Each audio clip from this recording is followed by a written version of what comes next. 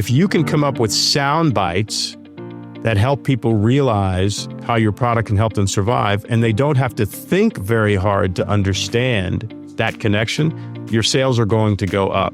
So there are 5 specific sound bites that I think are very important to invite a customer into a story in which they use your product to save the day and to survive. And they happen to spell out the acronym PEACE.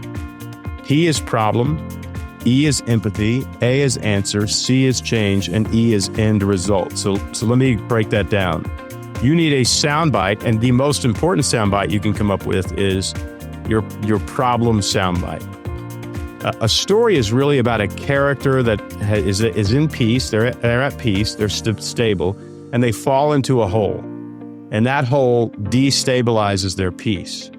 And then a guide comes along, throws a rope down the hole, pulls them out of the hole, and they are restabilized to peace. So they're at peace, their peace is destabilized, and then they are restabilized. Welcome to the Going Big podcast. I'm your host, Kevin Gentry, and this is the place where we celebrate bold moves and big ideas. Each week, I sit down with inspiring leaders, entrepreneurs, and change makers who are making a significant impact in their careers and in their communities. Whether you're looking to level up your leadership, pursue your passion, or just get inspired to take your next big leap, this is where those stories come to life. Now, if you're listening on iTunes, YouTube, or anywhere else you tune into podcasts, be sure to hit that subscribe button so you'll never miss an episode. Now, let's dive in to what it means to truly go big. Well, today on the Going Big podcast, I'm very pleased to have Don Miller. Don Miller is a best-selling author, entrepreneur, and one of the most consequential voices on the idea of stories. You may know him from many of his books. Blue Like Jazz, more than 20 years ago, had a tremendous effect in capturing a whole generation. But more recently, certainly, is building a StoryBrand. More than 1 million copies have been sold and has really transformed how leaders and organizations really communicate their message. And that's what we want to dive in today to some degree. But really, it's the whole story of Don and your amazing life. You've lived a remarkable life focused on the idea of connection. And that's what really attracted me to have you on the Going Big podcast, because you've taken this concept of the StoryBrand and turned it into a full-fledged institution. And just, I want to dig into your personal story, your journey, and how this came about, and how today you've really become such a consequential leader. So welcome. Thanks for joining us on the Going Big podcast. Yeah, it's really great to be with you, Kevin. Well, right from the start, what is up with story? Why is storytelling so important? Well, the human brain actually daydreams about 30% of the time. I don't know if you're familiar with some of the statistics, but it is really, really hard to get people to pay attention. And if you start a story, you start a Netflix series, or you start a Harry Potter book, what's fascinating about the human brain is it won't daydream. It will pay attention. And anybody who's ever attended a church service knows that you daydream, and then the pastor says something that starts a story, and you start paying attention. And then when he's done with the story, you start to daydream again. So it's actually a fascinating phenomenon about the human brain. So years ago, I wrote memoirs, and I wrote books with lots of stories in them. And I studied story and story structure in order to write those books. Those books ended up doing really well. And when I'd written the 7th or 8th one, I decided I didn't want to write another memoir. I wanted to write a book about story and story structure and how to use it as a messaging device. So a framework that would help you bring attention to whatever initiative or idea or business that you were running. And that book ended up being Building a StoryBrand. And accidentally, I found myself with a consulting and coaching company, coaching people on how to come up with the sound bites they would need to bring attention to whatever they were doing. And that has been a fascinating decade, better part of a decade that I've been doing this. I've really enjoyed meeting people like you and your listeners and just saying, hey, what are you trying to build? What are you trying to grow? What are you trying to bring attention to? What nonprofit are you building? What initiative are you building? What legislation are you trying to pass? What position are you trying to get elected to?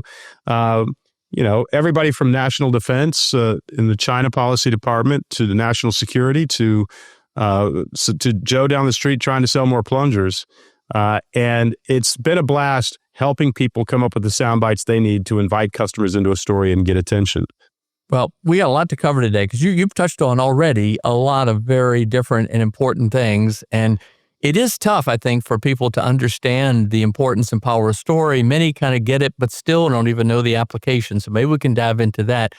But I want to start a little bit more about you. You've written first in your memoirs, your early writings about how you grew up without a father and how that influenced and affected a lot of your life. You've talked a lot about your faith journey, how that is still such an important part of your life. And then, as you say, this however you stumbled upon it or whatever, this idea of story and StoryBrand. So just tell us, if you would, a little bit more about your personal journey. Don, what's your story?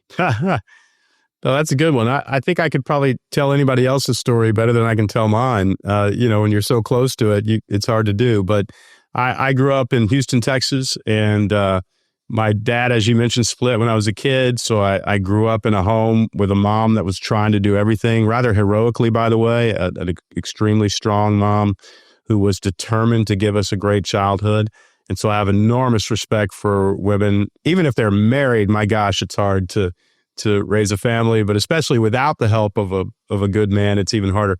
So I grew up in that kind of environment. Probably didn't show hardly any promise at all in high school. I don't think anybody would have predicted me to do anything, and got interested in the written word. I was at a debate, just happened to be at a debate, and the chairman of the American Debate Club had some poems memorized and recited these poems. And I looked around at all the girls in the room and they were paying a lot of attention to this guy. And so I thought, I'm going to memorize me some poems. And I started memorizing poems for probably the wrong reasons. But that was my introduction to literature. And from that point on, I just dreamed maybe someday, I could write a book, and maybe someday I could be one of these smart people who is able to do something like that, even though I barely got out of high school and really didn't go to college at all. And a guy gave me a shot at a publishing company working in the warehouse, even though I didn't have a degree. And 4 years later, I was the president of that publishing company and realized I've got kind of a knack for business, and I've got a knack for understanding literature and what books should be published and what books shouldn't. And I don't know where that knack came from, but I had it. And that introduced me to the business side of publishing. And then one night I said, I think I'm going to write my own book. I always wanted to, and I did. And that book did not do well. And then I wrote another one, and that book ended up on the New York Times. So suddenly I was a writer. I just told you 20 years worth of that story. It was not fast. And then, kept writing, and then finally wrote Building a StoryBrand, and that made me a messaging consultant. But I would say, the only thing, Kevin, that I've ever been really good at is words, and just figuring out what words to say in order to plant ideas in people's minds. And I'm grateful for that gift. It's partly gift and part just discipline and honing in on learning how to do that and studying a lot of structures. But that's basically my story. And then after I sold millions of books, really got sick of talking about myself and discovered, well, because I've had all this practice writing these books, I can help other people figure out what their story is and how to tell their story and how to introduce themselves to the world in such a way that they get attention. And that turned into a second career that I've very, very much enjoyed. Most people don't know how to talk about what they do, and I like helping them. Well, Don, I love what you said about the written word and the book of poetry. I remember, you're a great writer. And I remember, and I think it was Blue Like Jazz, you talked about how you used to have Pride and Prejudice on your bookshelf behind you as a way of attracting girls or impressing them. If you want to comment on that. And also, what do you learn from spending time with hippies? Well, I'm very grateful for the sort of literary side of my early years. I just absolutely became obsessed with the written word, and especially John Steinbeck, Annie Dillard, Anne Lamott, J.D. Salinger. These were the writers that I thought were almost like magicians. and their ability to put something on a page and take you into an entire other world, almost like you're in a trance. And I wanted to be able to do that and assumed I was really good at it. I found out pretty quickly I wasn't, and I needed to work a great deal in order to get good at it. But I kept honing my craft and trying to figure out how to write. And what I never realized was all those years I spent writing books were going to help me create messages that would build companies and that would help explain foreign policy and help explain why we should bring these 3 pieces of legislation together to do something about our immigration reform. To be able to sort of apply that cordless screwdriver to so many other things. And by cordless screwdriver, I mean the ability to figure out what order to put words in and what to say in order to cause the public to buy in. That to me was something I never in a million years saw coming, and I'm very grateful that I was able to stumble across that I want to vein talk of a little work. bit about your sort of view of humanity and how that's affected you and how it ties to your faith as well. But looking back, was there a moment that you would see as sort of a before and after that really affected how you think about, living a life of purpose and meaning? Because that clearly you wrote about that in the beginning, and now you're doing that to greatly affect important things in people's lives. Is there a key moment? Well, there was a season, and it was close to a moment. I rode my bicycle across America and ended up in Washington, D.C., started in L.A., ended up in D.C. We did one more day after D.C. to get to the Atlantic.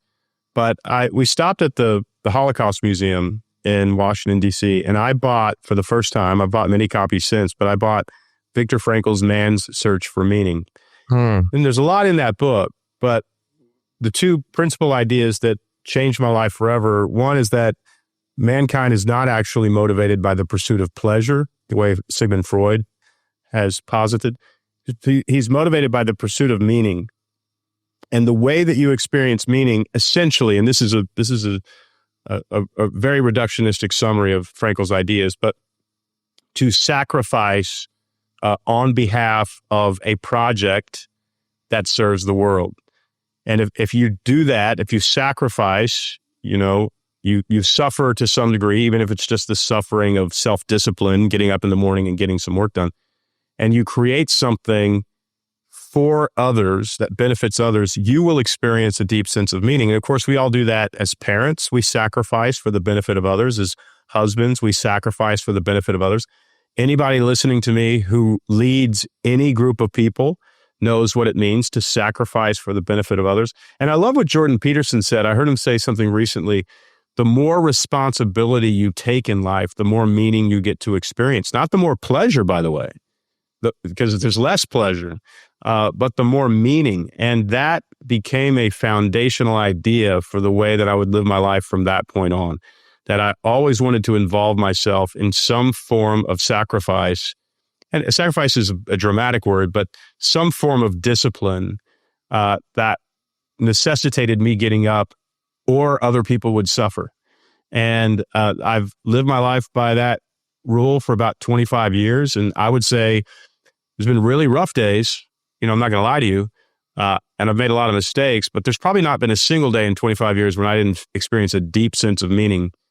And I personally was not involved in a story that was interesting to me. And before that, I'm 54. So, there were 29 years before that where there were plenty of days when I found myself in what Viktor Frankl would call an existential vacuum. I don't know why we exist. This is depressing. I don't know why I keep getting out of bed in the morning. And when I learned to plant myself solidly into a story in which I was distracted by a project that served others, I just experienced a great deal more meaning. Well, thanks for mentioning Viktor Frankl and Man's Search for Meaning. That's such an important book. And for those listening, if you're not familiar with it, check it out. It's really something. Well, Don, you began, your career in your writing with a lot of very deeply personal memoirs. Your book, A Million Miles in 1,000 Years, did that become the sort of bridge for story and the idea of StoryBrand? Was that Yes. Was that a key part? Tell us about that. Yes. Well, what the book was about a group of filmmakers, a director and a producer who wanted to make a movie out of a memoir that I'd written. And they came to me and said, we'd love to make this movie. And we worked together for the better part of 2 years to turn the book into a screenplay. Oh, wow. And that was the introduction to me of story and story structure and story frameworks and all the strategies that you use to try to get an audience to pay attention. And that became my entire next career. I mean, I turned that into A Million Miles in 1,000 Years, and then turned it into a business application to clarify your message using narrative structures. And that became building a StoryBrand, which, as you mentioned, sold over 1 million copies. And I've since turned into a consulting firm with 30 employees and about 450 certified guides who go out and do marketing for people. So, that was a foundational pivot in my career to learn about story and then help other people tell their stories. All right, so we've been having the audience wait long enough. So what is StoryBrand? Tell us about this very important thing that you stumbled upon and then have developed. I'll tell you the foundational idea and the most applicable idea behind StoryBrand. And it's this: there are 5 sound bites that you can create and you can repeat. They're custom sound bites specifically for you and your business. There are 5 of them that if you create them, which takes a little bit of work, and then you repeat them, will cause a lot more people to pay attention to you. And will cause everybody to understand what it is that you're trying to do and why it's so important and what role they can play. And those 5 sound bites effectively invite people into a story in which they use your product or your idea to make their lives better. And so if you really want to boil down what I do for people, I help them come up with those 5 sound bites, and then I look at their landing pages, their websites, their lead generators, their YouTube videos, their social media channels, their proposals, even their contracts, their product descriptions, every aspect of their business. And I start using those 5 sound bites in that marketing collateral. We start crossing out what they were saying before on the billboards on the side of the road, on the header of their website. We start crossing that stuff out because it's never any good. And we replace it with the sound bites that we wrote together. And what they see, the response is dramatic. I was just with a company called You Need a Budget that has seen a 400% increase in their social media engagement. There was another guy that I helped him come up with sound bites, and we wrote the product descriptions, and he happened to see a 400% increase in product sales. We're working with national defense right now, national security, and we would expect a much quicker congressional authorization on some of the projects that they need funding for.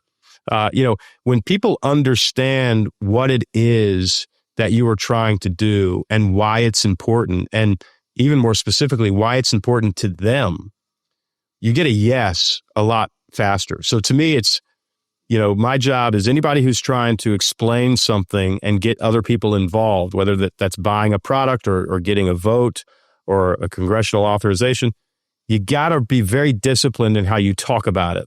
Otherwise, you'll lose people. And I'm the guy they call to help them talk about it.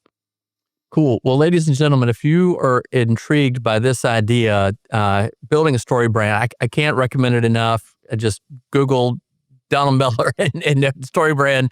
There's so much to tap.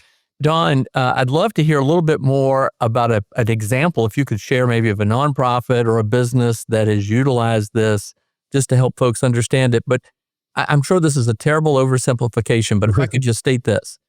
We live in an incredibly overly communicated world. We're inundated with stuff. And yet when we want others to do things, we think what we want them to do is the most important thing in the world. So we just talk and talk and talk. And the person listening is like, I'm busy. I can't do this. Is that a fair way to talk about or explain the world that we're in and how what you're doing works and is so important? Yeah, well, the reason that what I do works so well is that the human brain is designed, in my opinion, by God to survive. It's the number one job of the human brain is to help you survive and thrive. And what I really mean by that is just what you think. The brain is designed to help you not get hit by a bus. So when you cross the street, you look both ways. It's designed to avoid toxic people who could hurt you. It's designed to help you make money, save money, get better sleep, experience less anxiety, live longer, overcome, addictions, experience better relationships. All that stuff. The human brain is obsessed with one thing, and that is survival. Now, survival is a very broad category. And so what I tell my clients is, unless you associate your product or your service, whether you're a coach or whatever you are, unless you associate your product with the survival of the person that you're talking to, they will ignore you. They are designed to ignore you. So what you have to do is position your product as a tool that they can use to survive. And anything that anybody has ever spent money on is a tool that people can use to survive. And I realize that gets complicated, when we're talking about survival. If we're talking about Maslow's hierarchy of needs, it's, food, shelter, association with a tribe, all the way up to sort of self-actualization. In a first world economy, and probably most of the people listening to us right now are in a first world economy, survival is very complicated. It's about status. It's about association with a group of people. It's about being equipped. It's about identity, having the identity of somebody who is competent rather than incompetent. There's all sorts of ways to survive. But I'm convinced that the only thing anybody has ever spent $1 on, they spent $1 on because they thought that thing would help them survive. So if you can come up with sound bites that help people realize how your product can help them survive, and they don't have to think very hard to understand that connection, your sales are going to go up. So there are 5 specific sound bites that I think are very important to invite a customer into a story in which they use your product to save the day and to survive. And they happen to spell out the acronym PEACE. P is problem, E is empathy, A is answer, C is change, and E is end result. So let me break that down. You need a soundbite, and the most important soundbite you can come up with is your problem soundbite. A story is really about a character that is in peace. They're at peace. They're stable, and they fall into a hole, and that hole destabilizes their peace. And then a guide comes along, throws a rope down the hole, pulls them out of the hole, and they are restabilized to peace. So they're at peace, their peace is destabilized, and then they are restabilized. When you meet your customer, you're meeting somebody who has been destabilized. Their windows are dirty, so they need a window cleaner. Their marriage is on the rocks, so they need a therapist. Their roof is leaking, so they need a new roof. Their dog is barking every time somebody knocks at the door, and so they need a dog trainer. You need to own a problem. If you want to build your business, if you want to build a coaching business, whatever you're doing, you need to own a problem. That is the number one thing you've got to do. And the way that you own a problem is you say something like, if you're having trouble clarifying your message so people pay attention, you should call me. So you start with the problem and then associate your product as the solution to that problem. So you need a problem soundbite. Then you need an empathy soundbite. You need to say, if you struggle with X, I feel for you. And that creates a bond, an emotional bond with the customer. And then the answer soundbite, which is, you should download my app, or you should hire my window cleaners, or you should buy this electric vehicle, or whatever it is. You want to associate your product as the solution to that problem. And then the C, the C is change. So it's problem, empathy, answer, change. If you do buy my product, you will be more competent, or you will finally have clean windows, or whatever that is. And then the end result is the climactic scene. So let me give you 5 sound bites that have been incredibly effective for a client. I have a client named You Need a Budget. They have a budgeting app in the App Store. They make $50 million a year off this app. They have a cult-like following. It is an app that it helps you do a lot more than budget. It helps you manage your money and get good with money. Their problem soundbite was, have you ever worried about money? So I would say everybody on the planet has worried about money. So now they have now qualified an audience of several billion people, which is a pretty good target market. And then the empathy, they would say, is, we know how that feels. Have you ever worried about money? We know how that feels. The answer is, download the YNAB app. Don't overthink it. It's literally just use our product. Download the YNAB app. That's the answer. And then the next C is change. and we will help you get good with money. And then the end result is so that you never have to worry about money again. So let's put those 5 sound bites together. And what you'll notice is you're inviting the customer into a story in which they are in a hole and you're helping them out. And you're also doing this in a few short sentences that take 4 seconds, 5 seconds. Have you ever worried about money? We know how it feels to worry about money. Download the YNAB app and we'll help you get good with money so you never have to worry about money again. And that's it. Now, what you want to do is you want to take those 5 sentences and you want to put them everywhere. In fact, get good with money is now YNAB's tagline. It's right under their logo. If you go to their website, you will see the words that they've just did this a month ago, but you will already see the words that I just used everywhere. You want them above the header on your website. You want them at your trade show on the backdrop. You're trying to get the public to memorize these talking points. And I would anticipate, in the coming 2 to 3 years that they would go from 50 million to probably north of 75 and maybe even 100 million by only changing the words that they use to talk about their business. Because finally, people can understand in an instant why they should download that app. In fact, if I'm not worried about money, but my uncle's worried about money, I would say to him, oh, you're worried about money? You should download the YNAB app. They can come up with lead generators, 5 ways to know that your boyfriend is bad with money. Then you download that app, that lead generator, and you tell your boyfriend, ladies, you got to tell your boyfriend, download the app because I'm not going to marry anybody who's bad with money. You got to get good with money. YNAB helps you get good with money. You can see that the way that I'm talking about YNAB is now not confusing. And before we met, they were saying things, well, it's really not about budgeting. It's about spending. I don't know what that means. We're really not a finance app. We're more of a lifestyle app. I have no clue what that means. So if there's any sort of cognitive dissonance as you talk about your brand, you are losing sales. You are losing engagement. You need to simplify it so much. Let me give you an example, and I'm not a fan of American politics right now. I think both parties have some severe problems. But Jeb Bush wrote a book on immigration. Donald Trump had 3 words, build a wall. And the literal 3-word tagline beat the book. So most of us are over-communicating and over-complicating what it is that we're trying to do. And because of that, we're losing the body politic. They are just not paying attention to us. We've got to simplify our message. Well, fascinating. And make America great again. Very simple tagline too. Nobody could tell me what Jeb Bush's tagline. They couldn't tell. It was By the way, Hillary Clinton's tagline was, I'm with her. Well, what is that? Exactly. I'm with her, like driving around in a minivan. What do you mean I'm with her? I can't figure out what the offer is there. I think Jeb Bush's was JEB exclamation point, which actually meant nothing either. Yeah, lowercase Jeb. Jeb's was Jeb can fix it. And Jeb can fix it is an elusive offer. Yeah, use Jeb. We don't know what we get out of that. So you go to the polls and you can't figure out what I get. I get a great country, or I get it being fixed. One creates cognitive dissonance and the other one is a clear offer. So you just cannot confuse people. It's very, very hard not to do it because you're so close to your products, your services, your ideas that you assume people understand what you're talking about, and they do not. You're here. All right. Well, thank you. All right. Now I've got a big question that relates to this. So you said this, you had this realization. How did you, I'm trying to help our audience and me understand, how did you step into the going big? Because it doesn't sound like you had a vision for this all your life or certain ambition. How did you go big? How did you take it big? How are you continuing to take it big? Are you just responding to the market that you've discovered? Help us understand that.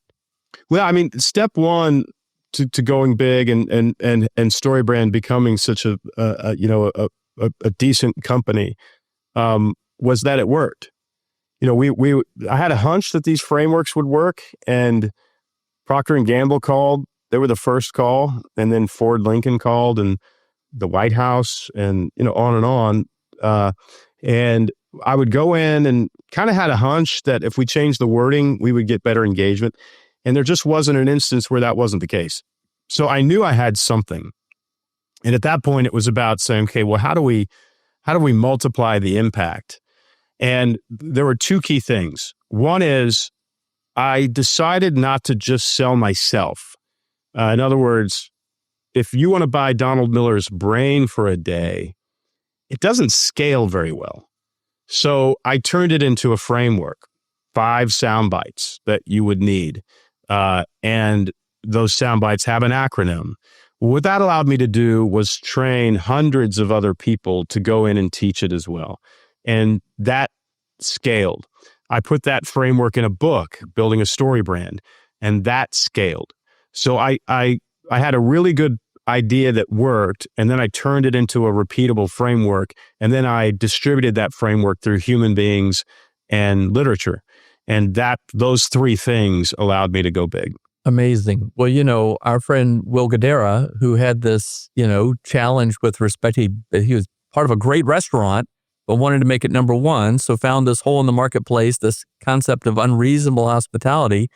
And I mean, you know this better than I do, but he has stayed focused on this. We've had him as a guest on the Going Big podcast, and unreasonable hospitality, he owns that, and he solves an element of a problem. He's got a way to deliver a solution to a lot of people. That's right. In fact, we created the framework in which unreasonable hospitality can be duplicated in the conference room at StoryBrand's headquarters. We spent about 2 days doing that with him. So it's a fantastic framework, by the way. It is a fantastic framework. And that's another tremendous book too, by the way. I recommend strongly, Unreasonable Hospitality by Will Guidara. All right. So switching gears a bit, something that comes up so often in this podcast when I talk to leaders who've thought big, achieved big things, is the value of mentors. And I think you have the mentorship project. You have, of course, your own personal experience not having had a father in your life. Tell us about how you think about mentors and the importance of them in today's world. Well, they're critical. And you can even see in stories and story structure, there's a hero character in the story. And then there's usually a character that I call the guide. Sometimes they're called the mentor or the wizard, but I call them the guide. Luke like Skywalker or Obi-Wan. Yeah, Luke Skywalker is the hero. Yoda is a guide. Gotcha. Katniss is a hero. Haymitch is a guide. George Banks and Mary Poppins is the hero. Mary Poppins is actually the guide. There's almost always, usually there's multiple guides, but like King George in the King's Speech is the hero, and Daniel, the drama teacher, is the guide. There's sometimes multiple guides in a story, but usually there's a hero and then the hero gets help. I just watched Rudy the other day on an airplane, and the janitor and one of the coaches, the assistant coaches, they both play the role of guide in Rudy's life. The guide is an interesting character. The guide is, the hero is weak. They are in desperate need of help. They are ill-equipped. They're usually unwilling to take action. They're afraid. The guide is the character that has been there usually and done that. Mr. Miyagi is a former champion. Yoda is a Jedi. Haymitch has won the Hunger Games. And so it is almost impossible for a human being to succeed in life without coming behind somebody who's already done it. The reason these guides exist inside of stories is because they exist in real life, and we long for them. Every mother and father is a guide. That's why a father abandoning their family is so devastating, because it's literally the guide leaving and not helping the hero figure out how to navigate the world. And so what we find in culture is that human beings only choose leaders who are guides. And I always say to people, never play the hero in the story, always play the guide. If you are a leader, you cannot play the role of hero, you must play the role of guide. And by the way, why would you play the role of hero if you're a leader? They're weak, incompetent, in desperate need of help. When Jeb says Jeb can fix it, he's positioning himself as the hero in the story. When Hillary Clinton says, I'm with her, or she's with us. Sorry, I'm with her is what she said. She should have said she's with us. She's positioning herself as the hero in the story. And when people smell that you think you're the hero of the story, they smell weakness. And I've never seen a leader position themselves as the hero in the story and get very many people to follow them. You've got to think more about how you can help the hero win, your followers. How can I help them win? You'll notice that people who blow up online on their Instagram channel they usually have really great advice helping you achieve longevity or deal with a narcissist or have a better marriage or be a better parent, those people blow up because we are always looking for a guide and not a hero. It's interesting because people sometimes come to me and say, hey, can you help me tell my story? And I say, I can, but you've got to understand if you want to be seen as a leader, telling your story is not going to be very helpful. What you want to do is invite the public into a story in which they use your wisdom to survive. And that's where you're going to get admiration and respect. So sometimes it feels like you're telling your story, but you're actually not. You're actually positioning yourself as a guide helping the hero win. Oh, this is really excellent, Don. Thank you. All right. So I reached out to a number of your friends and asked them to suggest some questions for today. And they all came back actually several of them did, to your book, Hero on a Mission, especially about the advice you give to how to think about writing your personal mission statement and even writing your eulogy. Tell us a little bit about that. Yeah, I did that exercise. Of course, Stephen Covey recommends that exercise. Michael Hyatt recommends the exercise. And there's another thinker who Stephen Covey got the idea from. I can't remember his name. But he really recommended writing your eulogy, even if you're young, if you're 20 years old, write your eulogy as though it's being read at your funeral 50, 70 years from now. And I did that exercise, probably 15 to 20 years ago. And I would say I read it at least once a week. I've read it thousands of times. And it has been sort of a directional asset for me. I will read it and remember, oh, that's right. I want to be remembered by my wife and our daughter as a good husband and a good father. Therefore, it actually says in my eulogy that Don was home by 5:00 and he rarely had his phone with him, because I want it to instruct my behavior. It says that he was a good friend. So when somebody calls and they're in need, as soon as I get off this Zoom call, I've got a friend coming over, and I took time for them. I think if I didn't read that document, I would say, well, I don't have to do that right now. I got some other stuff to do. But because I read my eulogy, I know this is what I want my life to have been about.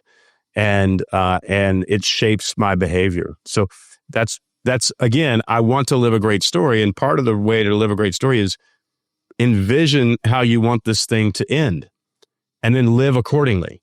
Live so that you get there.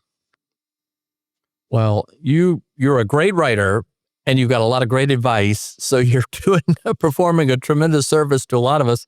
Another one, Coach Builder, that was really helpful to me in the creation of my own business as well. Oh, great. And I love that. So thank you. Thank you very, very much. All right. So some wrap-up questions. If you could give advice to a younger version of Don Miller, let's say maybe 20 or so years ago when you were working on Blue Like Jazz, what advice would you give to that younger version of yourself today? I hesitate because I'm afraid if I gave myself advice, I would not make the mistakes that I made, which have shaped me. But I'll venture and say the number one piece of advice is, hey, Don, no matter what you're going through, I promise you, when you are 54 years old, which is me today, you will look back and you will see that God had been with you the entire time. He had never abandoned you. The pain was part of it. He was with you. He was going to use it to shape you and direct you. He was with you the entire time. And I see that so clearly, Kevin. I mean, so clearly. And in the moment, I didn't see it.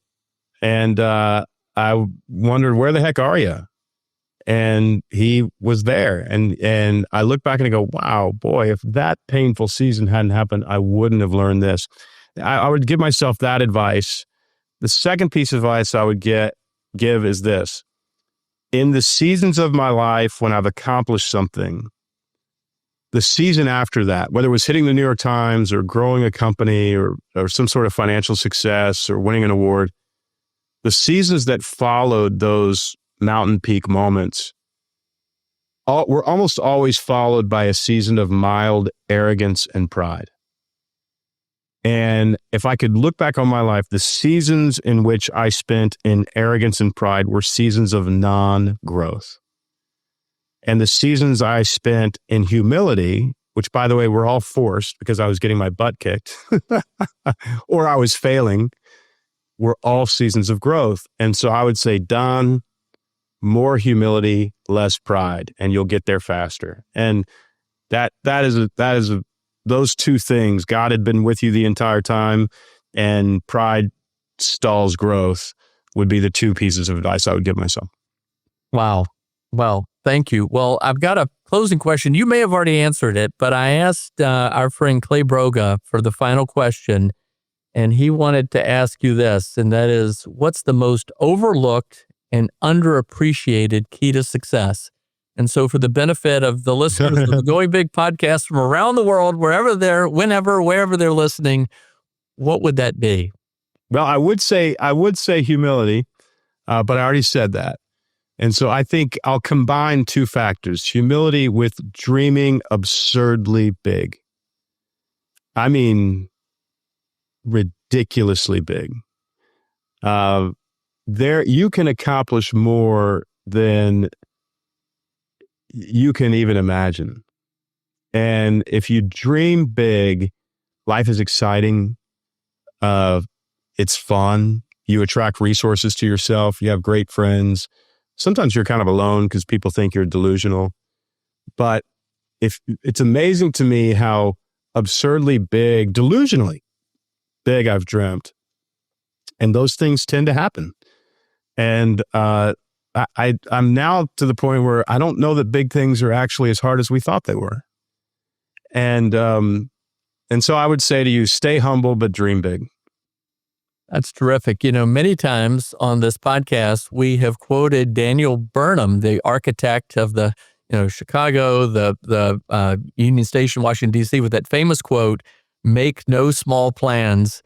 They have no ability to stir men's souls." So that's awesome. Thank you, Don. Don, thank you for being here today. And ladies and gentlemen, I cannot recommend enough Don's books. Just check him out. Check more out. Don, if people want to find out more about you beyond just reading the books, what should they do? Well, if you want me to help you write your 5 sound bites, go to StoryBrandYourBusiness.com. We have a live workshop in Nashville. We limit it to 100 people.